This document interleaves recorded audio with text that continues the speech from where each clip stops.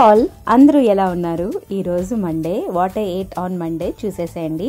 Generally నేనైతే Monday అసలుకే non veg తినను, శివయ్య మీద భక్తితో. సో అందుకని ఆ డే గడవడం చాలా కష్టం. సో మార్నింగ్ అయితే రాగి జావా ఇంకా పపాయ ఫ్రూట్ అయితే తిన్నా. ఫస్ట్లోకి అయితే పెసరట్టు వేసుకున్నా. మీలో ఎంతమందికి పెసరట్టు అంటే ఇష్టం కమెంట్ చేసేసేయండి.